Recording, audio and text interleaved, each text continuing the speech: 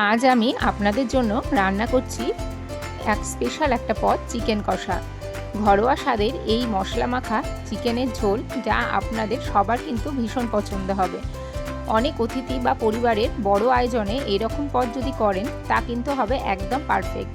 তাহলে তাড়াতাড়ি দেখে নিই কীভাবে সহজ উপায়ে আর মজার এই চিকেন কষা রান্না করা যায়। তার জন্য চিকেনটাকে আমি আগে কিন্তু দইটাকে মাখিয়ে রেখে দিয়েছি।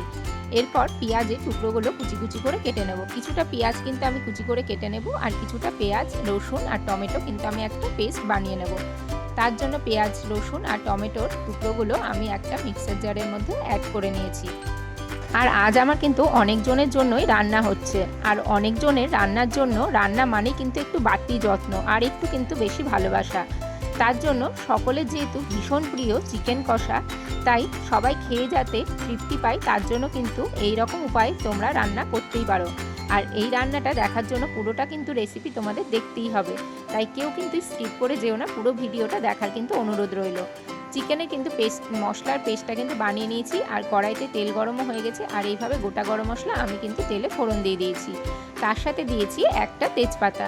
তেজপাতা দিলে কিন্তু রান্নার যে ফ্লেভার একটা আলাদা আসে। এরপর দিয়ে দিয়েছি পেঁয়াজ কুচি।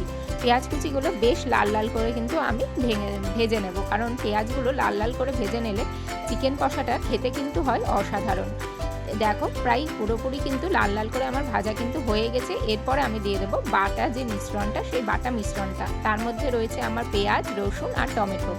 এই বাটা মিশ্রণটা আমার একটু বেশি পরিমাণেই নিয়েছি, পুরোটাই কিন্তু দিয়ে একবারে কিন্তু ভাজা ভাজা করে নেব, কারণ রসুনের যে গন্ধটা, সেই গন্ধটা কিন্তু তাতে চলে যাবে। আর আজকে যে আমি চিকেনটা রান্না করছি, তাতে প্রায় নিয়েছি আমি 2 কেজি মতো চিকেন, কারণ যেহেতু আমার বাড়িতে লোকজন আজকে অনেক, সেই জন্য কিন্তু 2 কেজি মতো চিকেনটা আমি নিয়েছি। আর চিকেনটা সবসময় কিন্তু ম্যারিনেট করে রেখে দেবো, কারণ প্রায় 30 মিনিট মতো ম্যারিনেট করে যদি আমরা রেখে দিই, তাহলে চিকেনটা কিন্তু ভীষণ সুন্দর হয়। আর আপনি যে রান্নাটা করবেন, সেই রান্নাটার প্রেমে কিন্তু সকলেই কিন্তু পড়ে যাবে।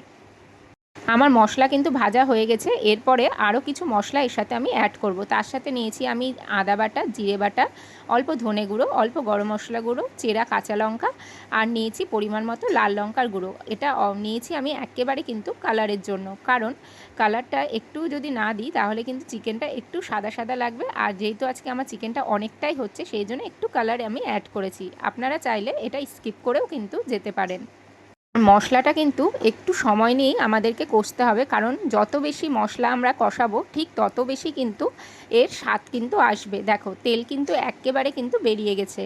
এই অবস্থায় আমি কিন্তু আরও কিছুক্ষণ মশলাটা ভাজা ভাজা করে নেব, কারণ মশলাটা যতক্ষণ আমরা ভাজবো, ততক্ষণ কিন্তু মশলার যে গন্ধটা, সেই গন্ধটা কিন্তু চলে যাবে। আমার রান্নাগুলো তোমরা কে কোথা থেকে দেখছো, অবশ্যই কিন্তু কমেন্ট বক্সে জানাবে, আর প্রত্যেকে কিন্তু রিপ্লাই কিন্তু করবে যে আমার রান্নাগুলো তোমাদের কেমন লাগছে। দেখো মশলা কিন্তু আমার একেবারে ভাজা হয়ে গেছে। মশলা কষানো হয়ে গেলেই দিয়ে দেবো ম্যারিনেট করা যে চিকেনটা রয়েছে, সেই চিকেনটা। আর মাঝারি আঁচে ভালো করে কষাবো যতক্ষণ না পর্যন্ত তেল একেবারে উপরে উঠে আসে। প্রয়োজনে তোমরা অল্প একটু জল অ্যাড করতে পারো, তবে আমি কিন্তু এখানে জল দিইনি, কারণ চিকেন থেকে অলরেডি কিন্তু প্রচুর জল কিন্তু বেরিয়ে যাবে। এইভাবে চিকেনটা আরও কিছুক্ষণ কিন্তু আমরা কষাবো। মশলাটা প্রায় ভাজা ভাজা হয়ে গেছে, কিন্তু চিকেনটাও কিন্তু বেশ অনেকক্ষণ ম্যারিনেট করার জন্য নরম হয়ে গেছে। একেবারে চিকেনটা কিন্তু বেশ ভালো করে কিন্তু কষিয়ে নেব। আর আমার এরকম মজাদার আর ঝাল ঝাল রান্না যদি তোমরা খেতে চাও, বা যে কোনো রান্না যদি শিখতে চাও, আমার রান্নাগুলো কিন্তু অবশ্যই তোমরা ফলো করো। দেখো কতটা কিন্তু জল বেরিয়েছে, দেখেছো তো চিকেনটা দিয়ে? এই জলটা পুরোটাই কিন্তু একেবারে শুকিয়ে যাবে। মশলাটা কষতে কষতে কিন্তু পুরো জলটা কিন্তু টেনে নেবে। আর আশা করি আমার রান্নাগুলো তোমাদের অবশ্যই ভালো লাগবে।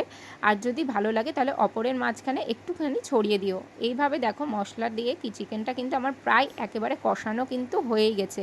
তেলও কিন্তু দেখো ধীরে ধীরে কিন্তু বেরোতে আছে। আরও কিন্তু বেশ কিছুক্ষণ কষাবো। এই অবস্থায় আমি যে গ্যাসের ফ্লেমটা একটু বাড়িয়ে দিয়েছি, কারণ চিকেনগুলো যেহেতু নরম হয়ে গেছে, এই অবস্থায় আমি কিন্তু অ্যাড করেছি একটু গরম জল, কারণ চিকেনটা আমার পুরোপুরি কষানো হয়ে গেছে। আর একটু গরম জল দিয়েছি যাতে গ্রেভিটা একটু খাওয়া যায়, কারণ যেহেতু আজকে অনেকজন মানুষ খাবে, তাই জন্য আমাদের একটুখানি জল অ্যাড করতেই হবে। তোমরা চাইলে জলটা স্কিপ করে এরকম কষা কষা চিকেনও কিন্তু খেতে পারো। দেখো চিকেন কিন্তু আমার একেবারে কিন্তু রেডি। এরপরে অবশ্যই কমেন্ট করে জানাবে যে কেমন লাগলো, আর যদি কোনো সময় আমার রান্না তোমরা দেখতে চাও, অবশ্যই কিন্তু আমাকে একটু ফলো করে দিও। আর আমার রান্নাগুলো কেমন লাগছে অবশ্যই কিন্তু জানাতে ভুলিও না। সবাই খুব ভালো থেকো, সুস্থ থেকো, আর রান্না করে সবাইকে কিন্তু খুশি করে দিও। অবশ্যই কিন্তু বাড়িতে কিন্তু ট্রাই করো, আর আমাকে কিন্তু অবশ্যই জানাবে।